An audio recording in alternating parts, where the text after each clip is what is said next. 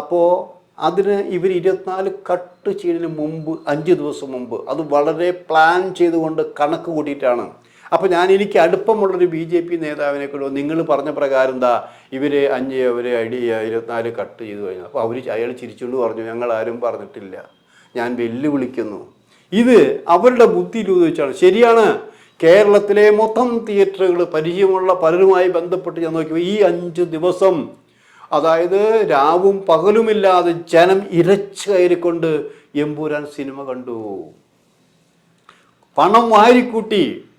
ഈ 5 ദിവസം കൊണ്ട് വാരിക്കൂട്ടിയ പണമാണ് എമ്പുരാനെ സാമ്പത്തിക നില ഉയർത്തി വന്നത്.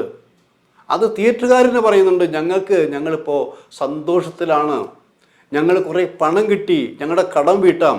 അത് ഞങ്ങളെ സഹായിച്ചത് ഈ 5 ദിവസമാണെന്ന് ആലോചിക്കണം. 24 കട്ട് വന്നു എന്ന് പറഞ്ഞ് ഞാൻ കാണാൻ പോയപ്പോൾ തിയേറ്ററിൽ ആളുകളുണ്ടായിരുന്നെങ്കിലും ആശാവഹമായിരുന്നില്ല.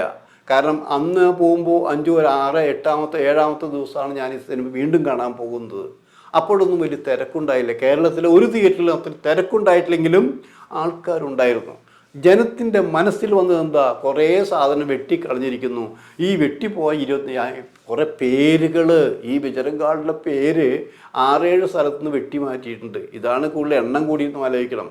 അപ്പോൾ ഇങ്ങനെ സംഭവിച്ചപ്പോൾ സംഭവിച്ചത് എന്താണ്? BJPക്കാരനായ ഒരു നല്ല നേതാവാണ് അദ്ദേഹം പറഞ്ഞത്,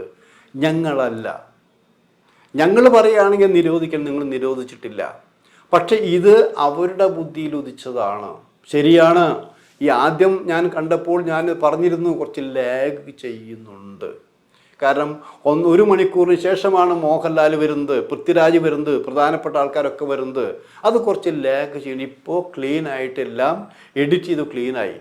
അപ്പം അത് അവരുടെ ബുദ്ധിയിൽ ഉദിച്ചതാണ് ഏറ്റവും കൂടിയ റിപ്പോർട്ട്. ഇത് പൃഥ്വിരാജിൻ്റെയും മോഹൻലാലിൻ്റെയും ആന്റണി പെരുമ്പാവിൻ്റെയും ഗോകുലം ഗോപാലിൻ്റെയും മുരളി ഗോപി അടക്കം ബുദ്ധിയിൽ ഉദിച്ചൊരു തീരുമാനമാണ്. ഈ പടത്തിനെക്കുറിച്ച് നെഗറ്റീവ് റിപ്പോർട്ട് വന്നുകൊണ്ടിരിക്കുന്നു. അതിനെ തരണം ചെയ്യാൻ വേണ്ടിയിട്ടുള്ള വെട്ടുകൾ വേണം.